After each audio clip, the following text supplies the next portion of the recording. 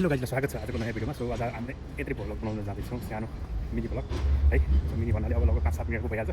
हामी चाहिँ ल आज मौसम चाहिँ यहाँको भन्नुपर्दा चाहिँ बिन्दास ठिक छ, घाम पनि लागिरहेको छैन। 3 दिन आइतबार शुक्रबार शनिबार आइतबार सोमबार चाहिँ बबाल घाम लाग्यो, यहाँ चाहिँ 38 डिग्रीसम्म पुग्यो। सो त्यस कारणले चाहिँ यहाँ भित्रको कुरा गर्ने भने एकदम गर्मी थियो भने आज चाहिँ यहाँको टेम्परेचर कुरा गर्नुपर्दा 25-26 छ अनि पानी पर्न थालिरहेको छ। सो मेरो साथमा हाम्रो प्रकाश सापडा हुनुहुन्छ भने म चाहिँ साथमा मोबाइलको पुरै 100% हकदार मालिक। सो यहाँबाट अब हामी चाहिँ ताजको ओटानबाट हामी चाहिँ भित्र घुसिसकेपछि अब हाम्रो यात्रा पार्कतिर हुन्छ। पार्कतिरबाट बिस्तारै हामी चाहिँ बाटो हुँदै चाहिँ हामी 2-3 पार्क पार गरेर चाहिँ गन्तव्यसम्म पुग्ने भन्ने भर्खर तत्कालै नै हाम्रो निर्णय भयो। सो त्यो निर्णयलाई अब फलो गर्दै अब हामी चाहिँ अहिले अघिसम्म यो मोबाइल झिक्नुभन्दा पहिलासम्म हाम्रो कुनै पनि गन्तव्य थिएन भने अब हामी चाहिँ यहाँबाट गन्तव्य बनाएर जाँदैछौँ। सो यहाँबाट अब हामी चाहिँ करेक्ट 20 मिनटको हिँडाइपछि अब पुग्नेछौँ सो गन्तव्यसम्म। अरू खास प्लानिङ चाहिँ केही छैन। 2 दिन बिदा एकदम हनार गर्मी सहेर 3 दिन चाहिँ राम्ररी बिताइयो भने अब आउने दिन चाहिँ त्यति गर्मीका साथ नबिताइएला भन्ने आश छ। अब गर्मी नहोला यो भएर पनि बुटोलको 40 डिग्री 38 डिग्री जाडोलाई जाडोसँग प्रतिस्पर्धा गर्न सक्ने क्षमता भएको देशहरू फेरि युरोपतिर रहेछन् है। अब एक दिन त लगभग 38 भयो भनेपछि त लगभग तराईको जति नै हो। सो त्यही हो गाइस, खासै कुराहरू केही होइन। अब ब्लगहरू बन्दै बिस्तारै पार्टहरू बनाउँदै गरेर जोडेर चाहिँ एकै ठाउँ गराउने आजको निर्णय गर्यो। धेरै भयो भिडियो नहालेको, कहिले हाल्नुपर्छ भनेर चाहिँ आज भिडियो बनाउन थालेको छु। सो अब हामी चाहिँ यात्रा गर्दैछौँ है त। र घुम्दै आउने क्रममा हामी चाहिँ अब यता जाने यता नै गइन्छ। अब जङ्गलतिर झाडीतिर आएको छौँ। सो यहाँ यो चाहिँ नेपालको यो बुटोलको मणिग्राम भन्ने ठाउँ हो। सो यहाँबाट हामी चाहिँ मणिग्रामको यो जङ्गलबाट हामी चाहिँ अब कहाँ जान्छ के पार्क कुञ्जला पार्कतिर जाँदैछौँ है। सो कुञ्जला पार्कतिर गएर एकछिन रमाउँछौँ। यहाँ नि यस्ता गेडाका जाँड बनाउने नि लास्टै हुन्छ होला। अब जाँड बनाउने तरिका पनि थाहा भएन। सो गाईहरू ल हरियाली छ, मस्त छ, हावा पानी एकदम ठिक छ। आजको विषय भन्नुपर्दा पसिना बिल्कुल छैन, देख्न सक्नुहुन्छ अनुहारमा पसिनाहरू चहिरहेको होइन। ठिक छ जे होस्। अब हामी यहाँबाट चाहिँ टक्क पार्क हुँदै यो हरियाली यस्तो पार्कमा हुँदै सट्ट हामी जाँदैछौँ कहाँ बाहिर कुञ्जला पार्कतिर भन्ने अरे। सो ठिक छ गाई, अब यहाँबाट अब हामी हिँडेर चाहिँ यहाँसम्म आइपुग्यो। अब चाहिँ घना जङ्गल छ, घना जङ्गलदेखि लिएर अब हामी चाहिँ बाहिरसम्म जान्छौँ। अब सहरको ठुलो भिडभाडबाट हामी चाहिँ एकान्तमा जङ्गलको एकान्तमा आएको छौँ।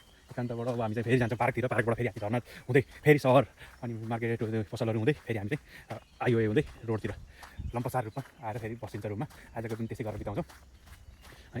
हिजो अस्ति अब कामको टाइममा मान्छेहरू पिकनिक आउने यताउति यहाँ तीव्र रूपमा थियो भने आज चाहिँ सुनसानै छ। पानी पनि पर्ला जस्तो छ। आज लगभग इन्टरनेटमा चाहिँ हाम्रो हल्का पानी पनि देखाएको छ, त्यस कारणले चाहिँ ठिकठाक छ है। ल हिँड्ने क्रममा अब हामीले चाहिँ यहाँ पिकनिक स्थलमा आइसकेपछि अब यहाँको अवलोकन गर्ने क्रममा यहाँ चाहिँ छौँ। सो यहाँ स्याउहरूको दाना फलिरहेको नि पार्कमा। अब यहाँबाट हामी चाहिँ अब जाँदैछौँ। यहाँबाट अब केटाकेटी खेल्ने ठाउँ होला। बनाएको चाहिँ यहाँ के हो हेरौँ है, के बनाएको रहेछ। बाँस त होइन, यो त एसीको रुख हो क्या। ए अँ ए जागेको होइन, ए ऊ त हो नि त वारिपारि ए बाँधेको रहेछ कि होइन, यो उम्रेकै हो। उम्रेकै कोही कोही सुकेका बाँधे रहेछ नि। यो अर्को बेला बाँधेर यसरी बनाएको होइन कि भवाल है। गाईहरू देख्न सक्नुहुन्छ जिउँदै कोही कोही चाहिँ त्यो काटेर त पलाउँदा त हरि देखिन्छ नि। ल यहाँको अवलोकन हेर्न सक्नुहुन्छ गाईहरू पारिसम्म छ। यहाँबाट टक्कै टक्क बनाएको छ मजाले, यस्तो बनाएको छ। यो बनाएको यो वारिपारि रुखहरू लगाएको छ भने यहाँबाट टक्क उहाँबाट प्रकाश सरले उहाँहरू क्यामेराम्यान गरिदिनु हुन्छ आइफोन 17बाट।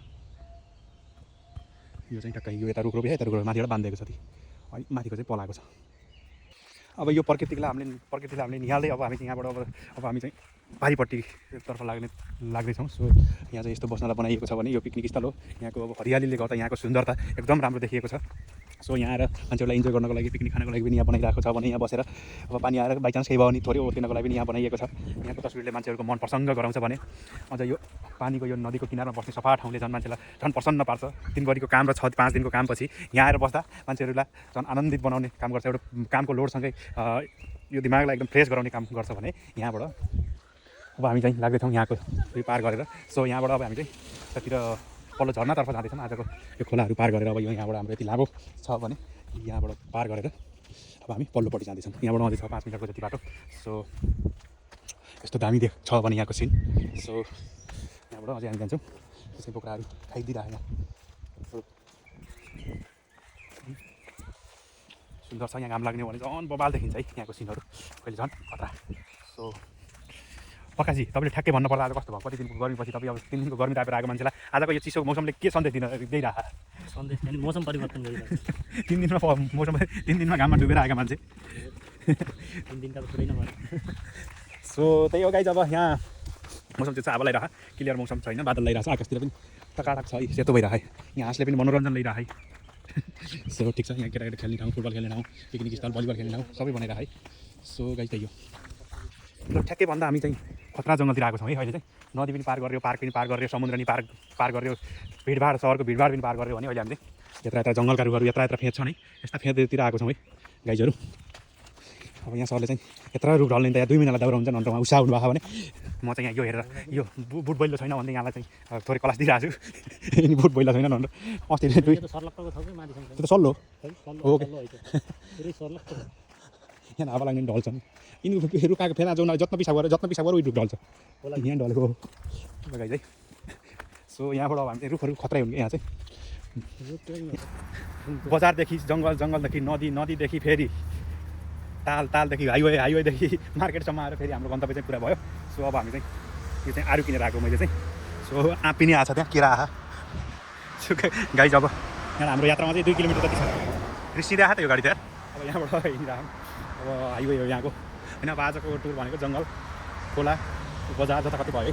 सो आज चाहिँ यहाँबाट हामी चाहिँ अब जाँदैछौँ। अब फेरि अब मार्केट जान्छौँ।